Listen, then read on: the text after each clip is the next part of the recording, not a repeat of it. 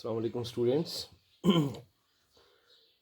Class 8th History, Chapter number 9, The Making of the National Movement 1870s to 1947 continued. Dear students, our today's topic is the growth of mass nationalism.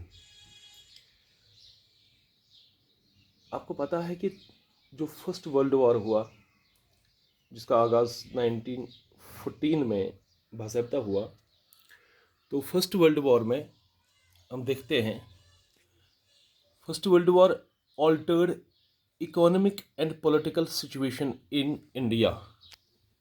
जब first world war शुरू हुआ तो उसके बाद हिंदुस्तान में जो British rule था, Britishers की इकोनॉमी और ब्रिटिशर्स का जो पॉलिटिकल कंट्रोल हिंदुस्तान पे था वो चेंज हो गया। जब ओवरऑल इंडिया की बात देखते हैं, ओवरऑल इंडिया को देखते हैं, तो हम देखते हैं कि फर्स्ट वर्ल्ड वॉर के बाद हिंदुस्तान का इकोनॉमिक स्ट्रक्चर, इकोनॉमिक सिचुएशन और उसकी पॉलिटिकल सिचुएशन जो है वो चेंज हो गई। हुआ क्या?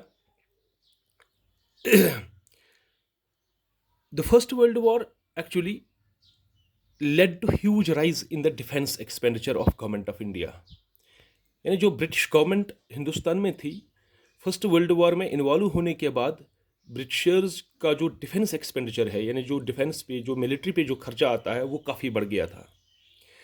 तो उनको क्या करना पड़ा? उनको हिंदुस्तान में टैक्सेस इंक्रीज करने पड़े। Therefore they increase the taxes, increase the military expenditure. और उससे क्या हुआ? फर्स्ट वर्ल्ड वॉर से increase in demand for war supplies, यानी जो जंग में सामान की ज़रूरत पड़ती है तो उसकी डिमांड बढ़ गई, like weapons, jute bags, cloth, rails etcetera. यानी जो ज़रूरी सामान होते हैं जंग में इन्वॉल्व होने के बाद, उन सामानों की जो डिमांड है वो बढ़ गई हिंदुस्तान में।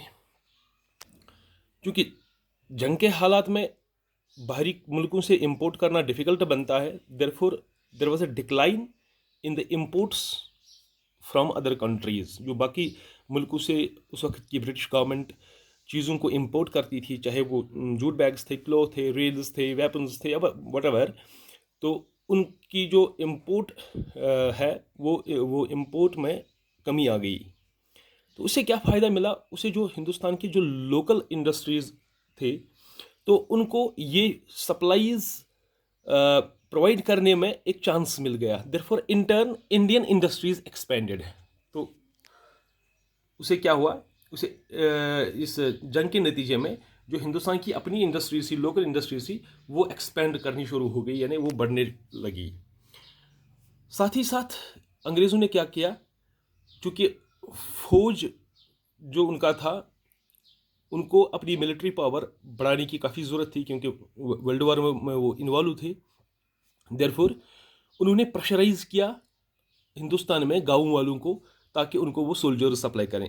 यानी they pressurized, villages were pressurized to supply soldiers.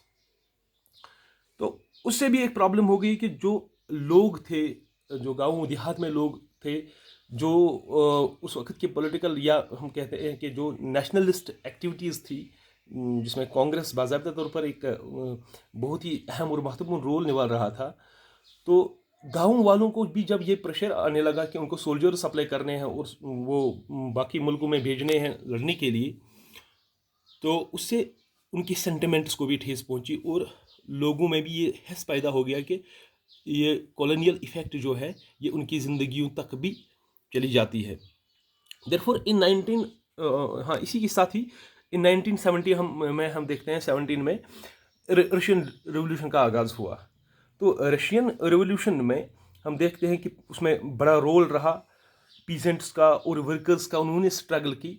तो उसमें एक कॉन्सेप्ट जो था, जिसको हम सोशलिज्म कहते हैं, सोशलिज्म का कॉन्सेप्ट जो है ये it began to circulate widely, inspiring even Indian nationalists. जो हिंदुस्तान के नेशनलिस्ट्स उस वक्त थे, जो बाज़ाब्ता तौर पर हम कांग्रेस और इस जैसी इन जैसी पार्टियों में, हालांकि कांग्रेस तो एक सबसे बड़ी उस वक्त एक नेशनलिस्ट मूवमेंट का आगाज़ कर चुकी थी, तो उसने इन लोगों को, नेशनलिस्ट्स को, उस वक्त काफ़ी इंस्पायर किया, क्योंकि जो वो देखते थे कि रशिया में चेंज आने लगी, वहाँ पर सोशलिज्म जो है वो कंट्रोल रशिया को करने लगा, तो therefore people the nationalists in India they were inspired, तो उनमें एक होप पैदा होगी कि शायद हम भी इस जंग को जीत सकते हैं, आज़ादी की जंग को। तो after 1919 the struggle against British rule gradually became a mass movement. तो चलते चलते 1919 में हम देखते हैं कि अब हिंदुस्तान के मुख्तलिफ तबकों के लोग जुड़ने लगे, इस नेशनलिस्ट मूवमेंट में जुड़ने लगे। तो इट इन्वॉल्व, इस तहरीक में क्या अब होने लगा, इसमें अब सिर्फ बड़े बड़े लॉयर्स और बड़े बड़े लोग ही नहीं थे, but it involve peasants, tribals, students, workers, business groups, etc. to support Congress in 1920. So 1920 तक चलते चलते उन्होंने क्या देखा, peasants, tribal, students, women workers, business groups etcetera, ये सब इसमें शामिल होने लगी। Hence growth of mass nationalism began in India.